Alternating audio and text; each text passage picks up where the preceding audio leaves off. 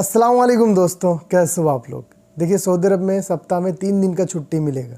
ये जो खबर आ रही थी ये पक्की खबर है, इसको कोई भी फेक खबर ना समझे, क्योंकि अब जो है ये न्यूज़ इंटरनेशनल न्यूज़ चैनल्स भी कवर करना स्टार्ट कर दिया है कि सऊदी अरबिया जो है स्टडी कर रहे हैं कि सप्ताह में 3 दिन का छुट्टी होगा। इसको बाकायदा अरब न्यूज़, अल मदीना न्यूज़ ने भी छापा हुआ है, तो ये बिल्कुल पक्की खबर है।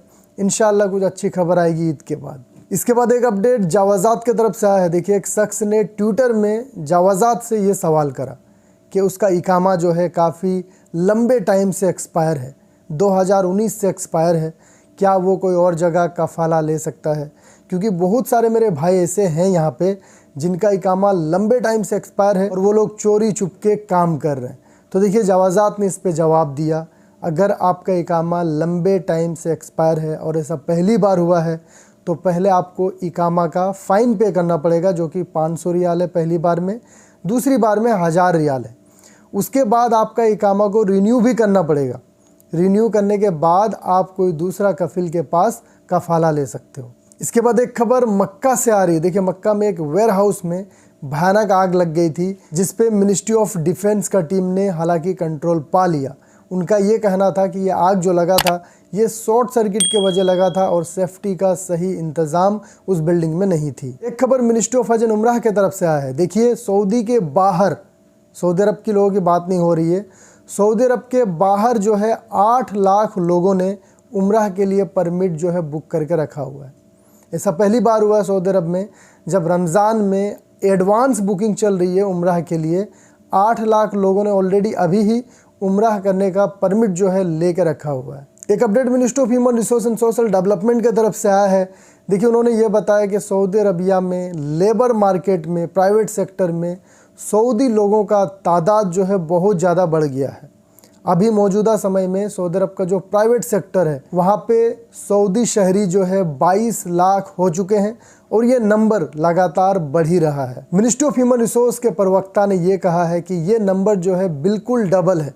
लेबर मार्केट में इतना ज़्यादा सऊदी लोगों का काम करना ये एक रिकॉर्ड है और ये सब का जो क्रेडिट है वो दिया जा रहा है सऊदी अरब में जो विज़न चलाया जा रहा है, विज़न 2030 यहाँ के क्राउन प्रिंस द्वारा, उसको। इसके बाद एक बड़ी खबर आ रही है। देखिए, सऊदी अरब का 13 एयरपोर्ट में बस की सुविधा जल्द ही स्टार्ट होने वाली है।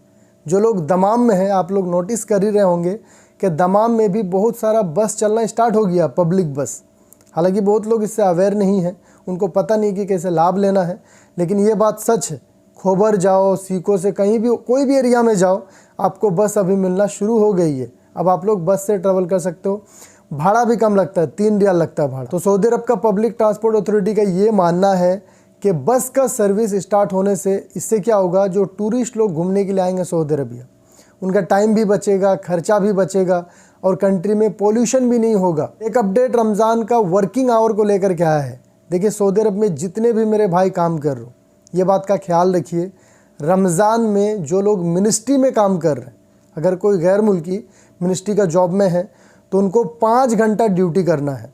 हम लोग जो प्राइवेट सेक्टर में काम कर रहे हैं, जितने भी मुस्लिम हैं, उनको जो है 6 घंटा काम करना है और जो नॉन मुस्लिम्स हैं उनके काम में कोई भी चेंजेस नहीं होता है। उनका जो वर्किंग आवर रहता है, चाहे वो मिनिस्ट्री में हो या फिर प्राइवेट सेक्टर में हो, जितना उनका ड्यूटी आवर है उतने उनको ड्यूटी करना पड़ेगा। यहाँ पे मिनिस्ट्री ऑफ ह्यूमन रिसोर्स ने ये भी बताया है कि कोई भी कंपनी, प्राइवेट कंपनी, अगर कोई मुस्लिम वर्कर को इसका बेनिफिट नहीं दे रहा, 6 घंटे के जगह आपसे ज़्यादा घंटा का काम ले रहा है, तो आप उस चीज़ को रिपोर्ट कर सकते हो, क्योंकि वो एक वायलेशन कर रहे हैं। इसके बाद एक बड़ी खबर आ रही है। सऊदी हुकूमत एक नया एक्सपेरिमेंट करने जा रही है।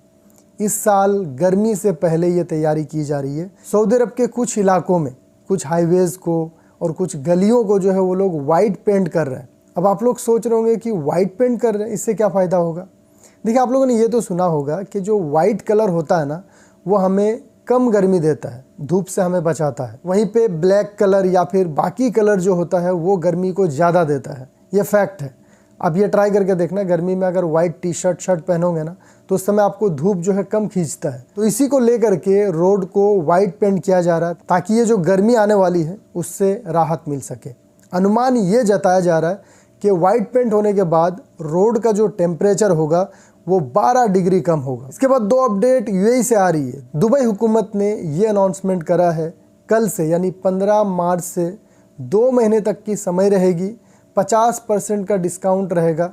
कोविड-19 का जो वायलेशन हुआ है, जिनके ऊपर भी कोविड-19 के समय वायलेशन का फ़ाइन लगा है, वो अगर 2 महीने के अंदर फ़ाइन को पे करते हैं तो उनको 50% का डिस्काउंट मिलेगा।